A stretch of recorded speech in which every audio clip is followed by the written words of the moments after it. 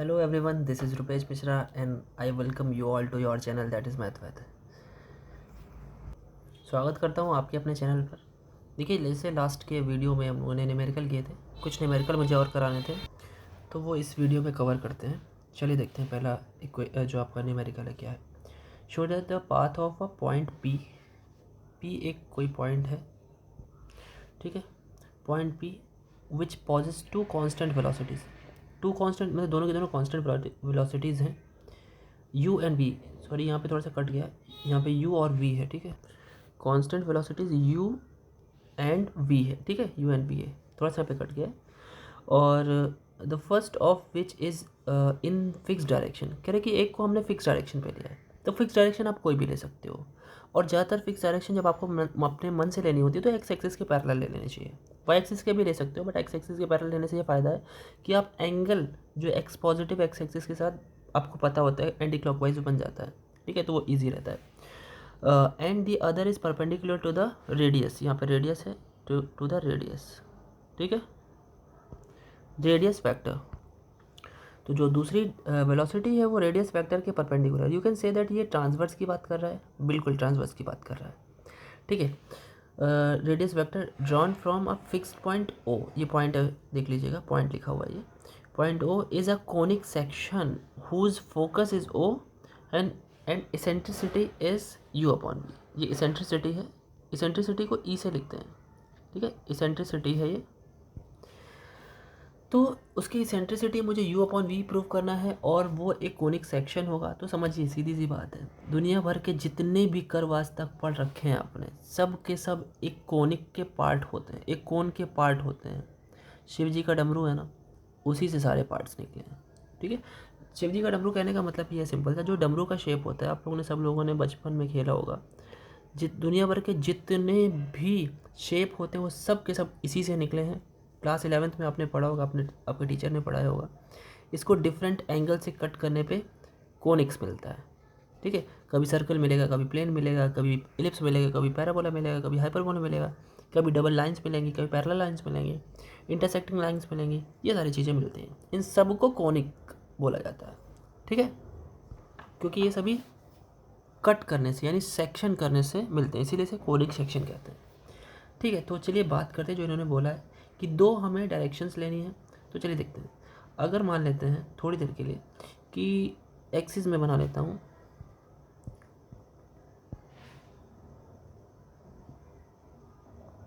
ये x axis हो गया आपका, ये वाई एक्सिस हो गया। कोई भी पार्टिकल है उस वो डिस्क्राइब कर रहा है किसी भी तरह का एक हमारा पाथ, ठीक है। तो पाथ कुछ भी हो सकता है, आप सिंपली कुछ भी बना सकते हो। मैं ऐसे बना ले रहा हूँ, ठीक है, कोई भी एक पाथ ले ले रहा हूँ। अब इस पर कहीं पर पॉइंट मैंने एक पी पॉइंट ले लिया। लेट्स से ये पॉइंट क्या है हमारा, पी है, ठीक, थोड़ा दूर लिख लेता हूँ उसे। इसे मैं पोल से मिला लेता हूँ, एक सेकेंड। ये पोल से हमारा मैच कर गया, आगे बढ़ गया। आपको पता होना चाहिए, ये जब भी पोल से हम लोग मिलाते हैं तो ये रेडियल डायरेक्शन होती है, तो आर डॉट यहाँ पे तो मिल गया, ठीक है, अच्छी बात है, ठीक। और इन्होंने क्या बोला था, दो कांस्टेंट वेलोसिटीज़ हैं u और v। तो u को मैं इसी पॉइंट से एक right hand side x axis के पैरेलल ले रहा हूँ u को, और जो अदर है हमारी वो इस डायरेक्शन में है रेडियस के पैरेलल, तो v ले लिया, ठीक है। और आपको पता है रेडियस पे परपेंडिकुलर हमारी v है। आपको एक चीज़ और भी पता है कि भाई सिंपल सी बात है, देखिए हमारी रेडियल पे जो परपेंडिकुलर एक और वेलोसिटी होती है, मैं थोड़ा सा इसे अलग बना रहा हूँ जिससे कि आपको दिखे, जिसे आप ट्रांसवर्स वेलोसिटी बोलते हो और उसे आप आर थीटा डॉट लिखते हो, है ना, आर थीटा डॉट, ठीक है। ये बात तो क्लियर हो गई। अच्छा, अब समझते हैं। देखिए, अगर आप बात कर रहे हैं यू की, तो अगर यहाँ पे मैंने एंगल बनाया है थीटा, मान लेते हैं थोड़ी देर के लिए, तो थोड़ी देर के लिए ये समझिए एक्स एक्सिस के पैरेलल यू है और ओ जो पी पॉइंट है, ये पी पॉइंट यहाँ पे समझिएगा पी है, ओ पी बोलो चाहे पी आर, रेडियल जो डायरेक्शन है, पी आर भी बोल सकते हो आप। एंगल अगर थीटा यहाँ पे तो थीटा यहाँ पे भी होगा, है ना। तो u का अगर कंपोनेंट निकाला जाए आर डॉट की डायरेक्शन में, तो आर डॉट की डायरेक्शन में u का कंपोनेंट क्या हो जाएगा, u कॉस थीटा हो जाएगा, ठीक है।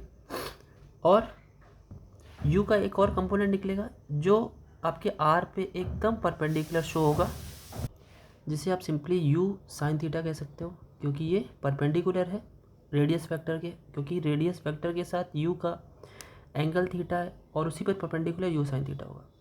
तो अच्छा आप समझिए थोड़ा सा, जो रेडियस से हमारा बन रहा है रेडियल वेलोसिटी जो मिल रही है u cos थीटा मिल रही है, और जो हमारी transverse velocity which is r theta dot, वो दो चीज़ों के अपोजिंग बिहेवियर की वजह से मिल रही है। मतलब कैसा, जो v डायरेक्शन एक दी है वो तो उसी के डायरेक्शन में, और जो u साइन थीटा है वो u का कंपोनेंट है, वो जस्ट अपोजिट है। देखिए, तो इस वजह से v और u एक दूसरे को थोड़ा थोड़ा कैंसिल करेंगे। कैंसिल करने का मतलब क्या है, उन्हें डिफरेंस लेना पड़ेगा।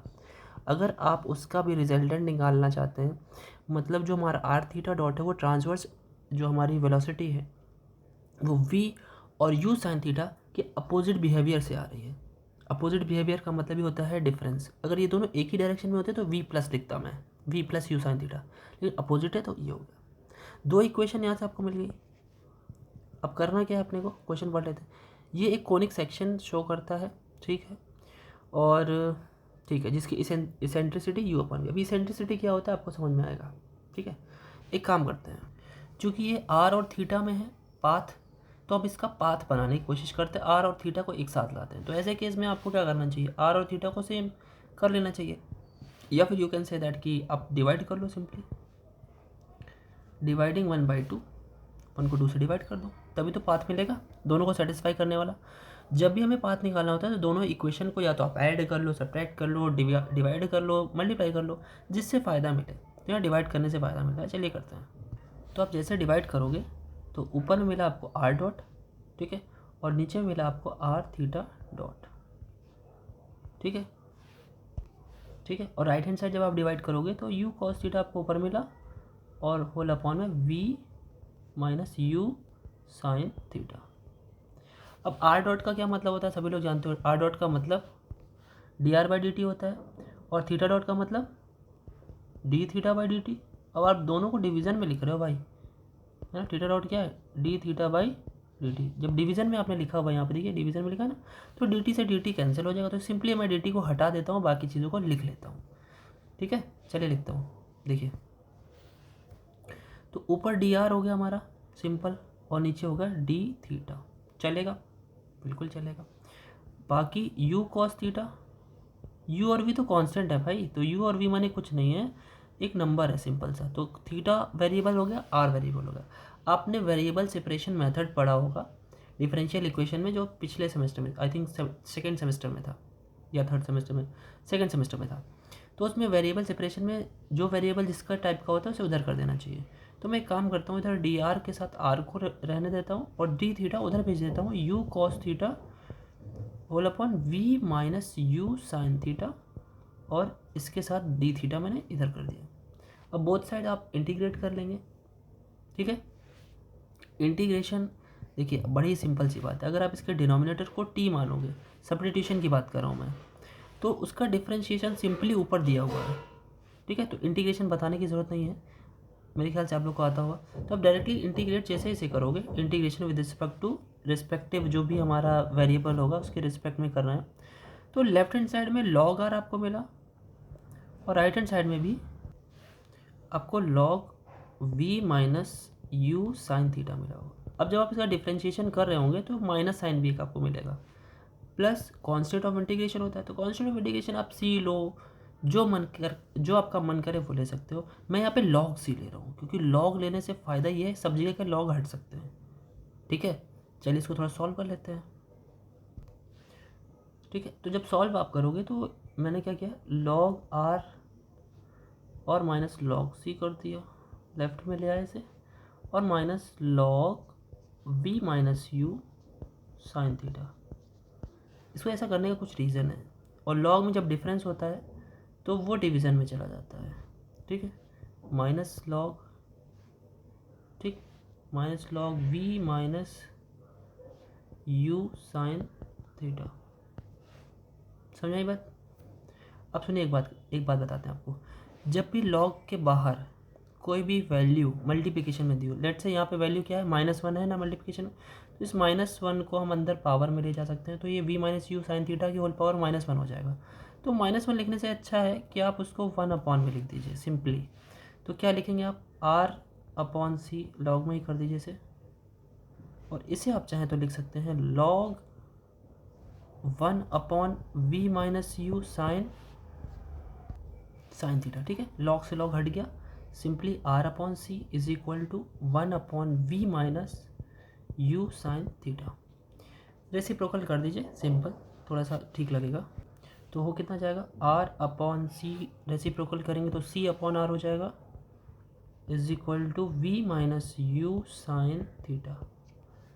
अब मैं v कॉमन ले रहा हूँ, अभी पता था क्यों ये सब चीज़ें की जा रही हैं। v जैसे मैंने कॉमन लिया, सो 1 माइनस यू साइन थीटा, और v आपने कॉमन लिया तो अपॉन v हो गया। ठीक, अब एक बात और करते हैं, ये साइन थीटा ना उसे कॉस थीटा में कन्वर्ट करते हैं, बताते हैं क्यों, बस देखते जाइएगा। तो मैंने एक काम किया, c अपॉन आर वी कर दिया इसे, इज इक्वल टू 1 माइनस, जरा इसको कॉस पे बदलिए, तो क्या मैं इसे ऐसे लिख दूँ u/v कॉस 90 प्लस थीटा, क्योंकि 90 प्लस करने से सेकेंड क्वाड्रेंट में जाएगा, सेकेंड क्वाड्रेंट में कॉस नेगेटिव होता है, तो कॉस ऑटोमेटिक नेगेटिव होगा, तो ये नेगेटिव साइन ऑटोमेटिक आ जाएगा, तो उल्टा करेंगे तो माइनस इसके अंदर चला जाएगा। ठीक है एक चीज़ और, यहाँ पे मैं एक काम करता हूँ, c/v कर देता हूँ और होल अपॉन r यहाँ कर देता हूँ, चल सकता है ये काम बिल्कुल। 1 प्लस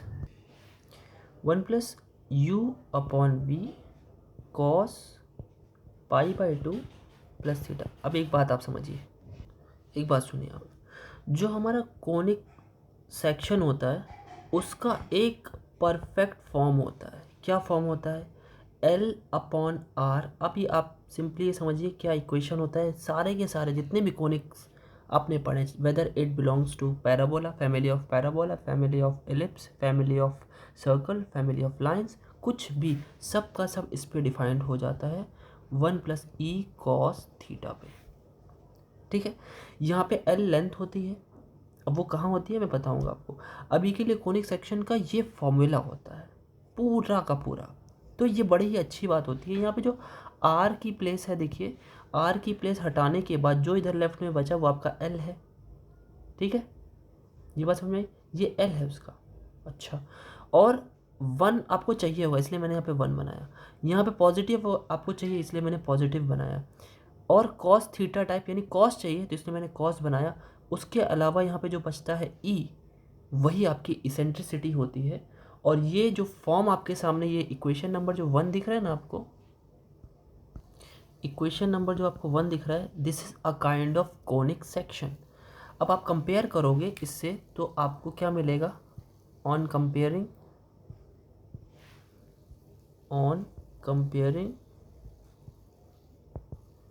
जो हमारी इसेंट्रिसिटी आई है यानी स्मॉल ई जो आई है वो देख लीजिए क्या है, u/v, शायद यही प्रूव करना था। And it is a conic section. Conic section का आपको फॉर्म समझ में आ गया, क्लियर है। अभी के लिए सिर्फ इतना सा जानिए कि ये क्या है, हमारा एक कोनिक सेक्शन है और इसी से हमने क्या किया है, कंपेयर किया है, तो ध्यान रखिएगा। चलिए नेक्स्ट क्वेश्चन पे चलते हैं। देखिए एक क्वेश्चन और आपके सामने, एग्जाम्पल ये भी था आपकी बुक का है, a particle describes a parabola with uniform speed. ठीक है, आपको पता है पैराबोला 4 तरीके के होते हैं, y² = 4ax, y² = -4ax, x² = 4ay और x² = -4ay। ये चारों में से किसी की भी बात कर सकते हैं। तो सिंपल, जब भी कोई बात नहीं करता तो we must think about the first type of parabola which is y² = 4ax।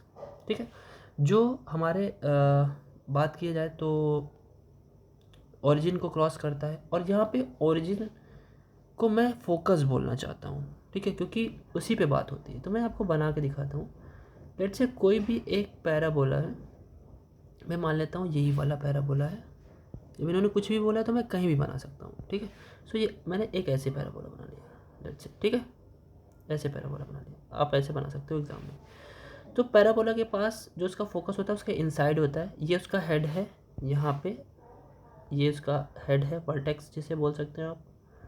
ठीक है, और ये जो पॉइंट होता है जो इसके इंटरनल होता है इसे फोकस यानी एस बोलते हैं। और ज़्यादातर केसेस में ये जो डिस्टेंस होती है हेड से इसकी वो हमारी ए डिस्टेंस होती है, स्मॉल ए।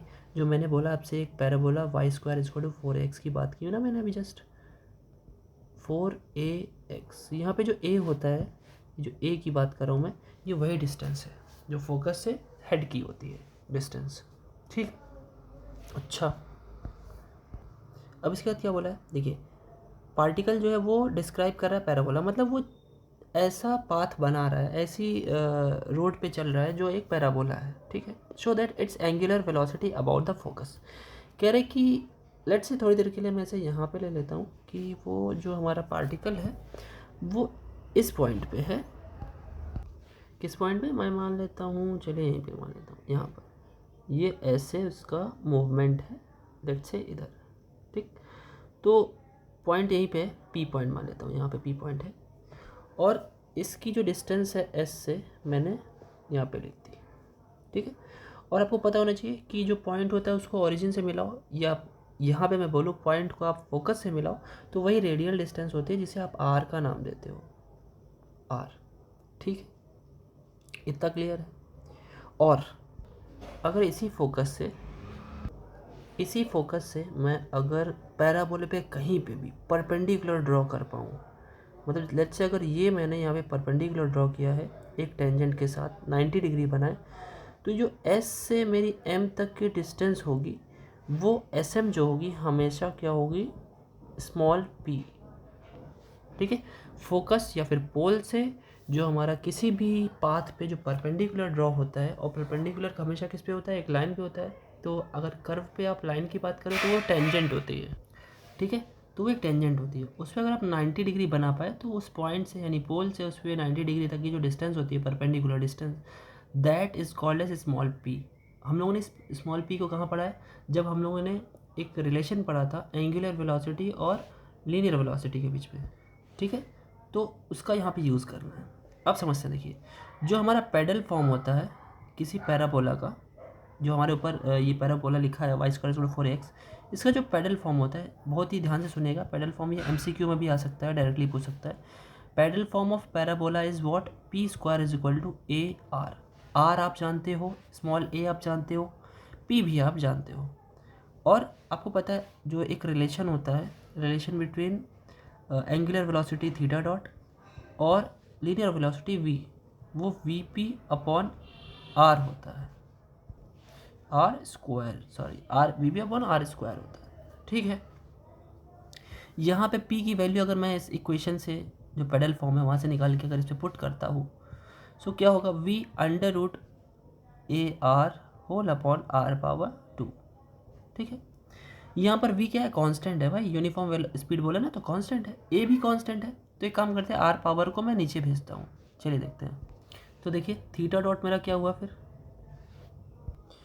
तो क्या हो गया, v अंडर रूट ए और आपका मैं आर पावर 2 साइड में आर पावर -1/2, क्योंकि रूट मतलब क्या होता है 1/2, और नीचे लिखेंगे तो -1/2।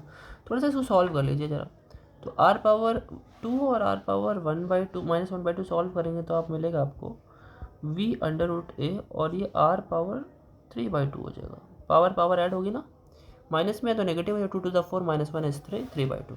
सो कुल मिलाकर के मुझे थीटा डॉट जो मिला v रूट ए, v भी कांस्टेंट है, a भी कांस्टेंट है, और r पावर 3/2। और r पावर 3/2 को हम लोगों ने अगर देखा जाए तो जो हमारा वो है डायग्राम है उसमें r जो है वही हमारा sp है। तो चलिए r की जगह पे मैं sp लिख लेता हूँ। ठीक है, तो इस तरीके से ये sp पावर 3/2 हो गया। अच्छा ये बताइए, जब हम लोग प्रोपोर्शनलिटी साइन हटाते हैं तो कांस्टेंट लाते हैं, अब यहाँ पे खुद ब खुद ये पूरा कांस्टेंट है ना, ये कांस्टेंट है।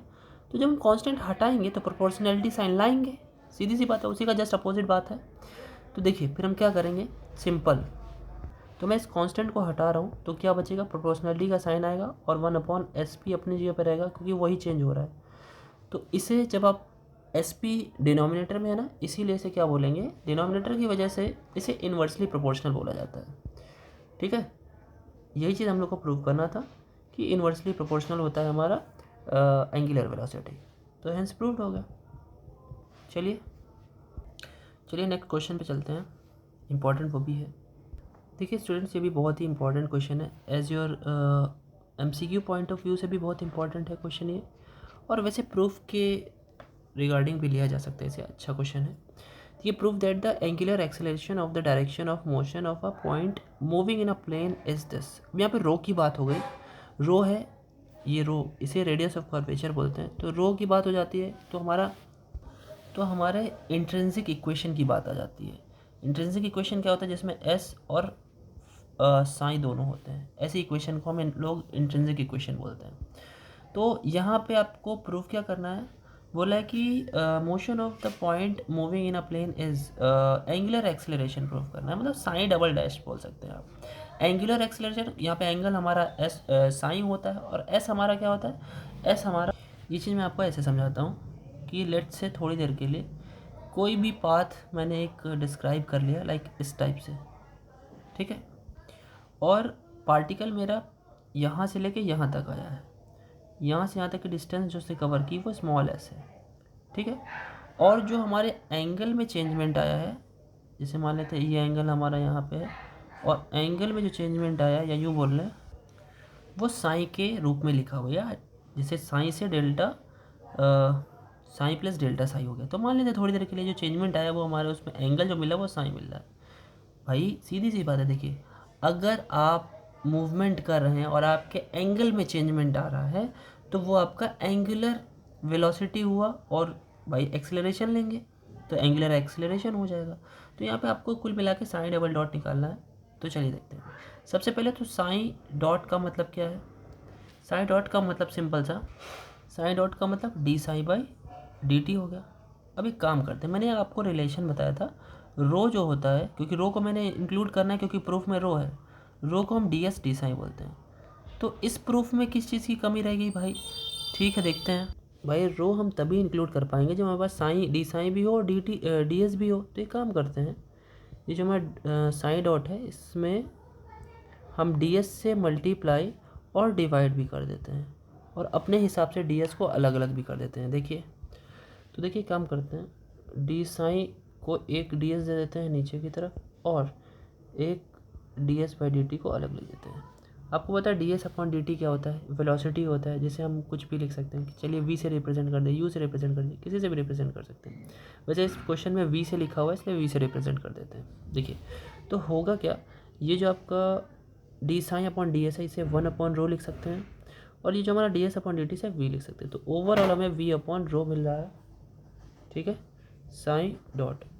लेकिन हमें एक्सेलरेशन चाहिए, एक्सेलरेशन चाहिए तो यानी एक बार ही और आपको डॉट करना पड़ेगा डबल डॉट के लिए। भाई सीधी सी बात है, डी बाई डी टी करना पड़ेगा एक बार और वी अपॉन रो का। अब आपको याद है डिफरेंशिएशन, दो फंक्शन का जब वो डिवीज़न में लिखे हो तो क्या होता था, डिनोमिनेटर का स्क्वायर, फिर डिनोमिनेटर को आप छोड़ते थे और न्यूमरेटर का डिफरेंशिएशन करते थे D we by D T, minus फिर न्यूमरेटर को छोड़ते थे और डिनोमिनेटर का आप डिफरेंशिएशन किया करते थे, ठीक है। ये रो है, एक सेकेंड में इसको फिर सही लिख देता हूँ, D rho by D T. अब डिनोमिनेटर में अलग अलग कर देता हूँ, तो जब इसके साथ डिनोमिनेटर करेंगे तो रो से रो कैंसिल, इसके साथ करेंगे तो भाई अलग अलग लिख दिया जाएगा। तो सिंपली चलिए लिख देता हूँ, so sine double dot is 1 upon rho d we by D t और minus b upon rho square और d rho upon d t. क्या अभी प्रूफ तक पहुँचे हैं? नहीं, अभी प्रूफ में टी तो है ही नहीं, सब एस में है या रो में है या बी में है। तो चलिए देखते हैं।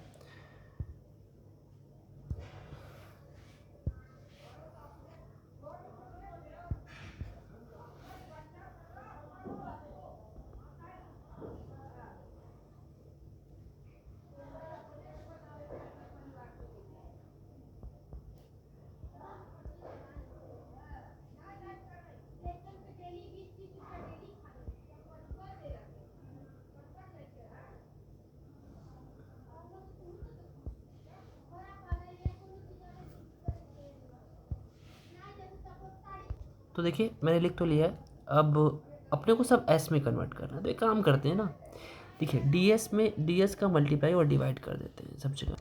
So this will be 1 upon row dv upon ds को मैं इसे दे देता हूँ और ds बाई dt को अलग कर देता हूँ इसी के साथ, minus v upon rho square, और जो आपका डी रो है उसको मैं ds दे देता हूँ, ठीक है, और यहाँ पर ds अपॉन dt लिख देता हूँ, ठीक है।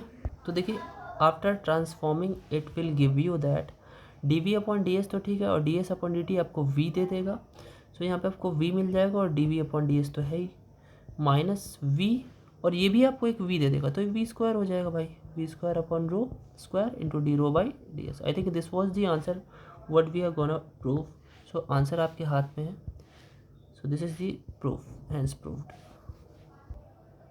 स्टूडेंट्स, जितना मुझे mid term point of view से अच्छे लगे इस चैप्टर में, जो mid term point of view से जो न्यूमेरिकल मुझे लगे कि वो 5 मार्क्स में आपको मिल सकते हैं, वो मैंने करवा दिए।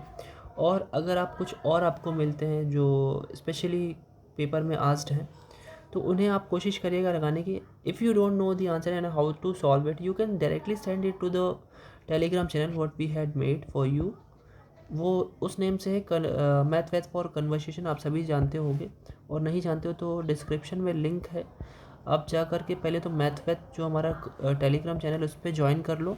आपको वहाँ पे ज्वाइन करने से बहुत फ़ायदे हैं। पीडीएफ आपको मिल जाता है, ये जो मैं पढ़ा रहा हूँ ये पीडीएफ मिल जाता है, डिजिटल पीडीएफ, एंड प्लस में आपको मिल जाता है मैं हैंड रिटन नोट्स भी जो मैं बनाते रहता हूँ, जो हैंड रिटन नोट्स हैं वो भी मिल जाते हैं आपको, and this is absolutely free of cost. अभी मैंने किसी भी तरह का कोई भी फ़ीस नहीं रखा है। अगर फ्यूचर में कभी फ़ीस रहती भी है तो वो बहुत ही नॉमिनल रहेगी, बहुत ही नॉमिनल रहेगी, कि मैं क्या बताऊं कि डबल डिजिट में ही आ जाएगी, ठीक है। जैसे 400 या 500 में ही पूरा एक पेपर का सारा नोट्स, सारे के सारे वीडियोस। वैसे अभी मैंने उससे बात सोची नहीं है, वैसे वो ऐसे माइंड में कोई ज़रूरत नहीं उसकी, वैसे मैं करने भी नहीं वाला हूँ। तो आप लोग तब तक पूरा मज़ा उठा सकते हैं, पूरा करिए। ऐसा कोई मेरे दिमाग में नहीं है कि मैं कोई फ़ीस रखने वाला हूँ। बिल्कुल परेशान नहीं होना है आपको उसके लिए कि मैं फ़ीस रखूँगा, ऐसा कुछ भी नहीं है। फ्रीली पढ़िए, पूरा पढ़िए, अच्छे से पढ़िए। वीडियो भी सब फ्री हैं, और आप टेलीग्राम पे ज्वाइन होइए, वो भी सब फ्री है। कोई भी नोट्स का कुछ भी नहीं है और रहेगा भी नहीं, ठीक है। बस आपसे सिर्फ एक यही गुजारिश है कि आप लोग जितना भी हो सके सपोर्ट करिए, सब्सक्रिप्शन बढ़े, आपके द्वारा लाइक मुझे मिले, कमेंट्स भी ज़रूर करिए आपको कहाँ पर चीज़ें नहीं समझ में आई, या जैसे आप लोग बताते हो कि सर कभी कभी वॉइस आ जाती है, तो उसके लिए मैं बोल देता हूँ कि क्या क्या दिक्कतें हैं या क्या नहीं हो पा रहा है, ठीक है। क्योंकि कंटेंट बनाने में टाइम लगता है, सारी चीज़ें मुझे ही करनी है, सब कुछ, each and everything I have to manage, ठीक है, ठीक है। तो फ्यूचर में मैं इसके लिए कोई एक स्टाफ रख सकता हूँ, तो तब तक के लिए तो थोड़ा सा दिक्कतें सहनी पड़ेगी, बट जो कंटेंट आपको मिलेगा that will be up to the mark, and I will highly be like engaged रहूँगा उसमें, कि आपको अच्छे से अच्छा कंटेंट दे सकूँ, जिससे कि MCQ भी टकरा जाए और सारे क्वेश्चंस टकरा जाए। तो इस आपका डायनेमिक्स का ये चैप्टर एक समाप्त हुआ। अभी तक हम मैकेनिक्स जो आपकी बुक है उसके 2 चैप्टर ख़त्म कर चुके हैं, 1 from dynamics and 1 from statics. कल जो न्यू आपका चैप्टर स्टार्ट होने वाला है वो स्टैटिक्स का है, इक्विलिब्रियम चैप्टर नंबर 2 स्टार्ट होगा कल, ठीक है। तो उसमें भी हम लोग पढ़ना शुरू करेंगे, उसमें ज़्यादा से ज़्यादा तो न्यूमेरिकल्स ही है, तो आपको कल हो सकता है न्यूमेरिकल की मिलेगी, स्टैटिक्स की डेफिनेटली मिलेगी एक वीडियो। तो तब तक के लिए एंजॉय करिए। वीडियोस अपने ग्रुप्स में, अपने फ्रेंड्स को, कॉलेज ग्रुप में भी आप शेयर कर सकते हो इफ़ यू वांट टू, अगर करना चाहो तो, ठीक है। अपने फ्रेंड्स को भी शेयर कर सकते हो आप, ठीक है। तो मिलते हैं आपसे नेक्स्ट वीडियो में, तब तक के लिए विदा लेते हैं। Thank you.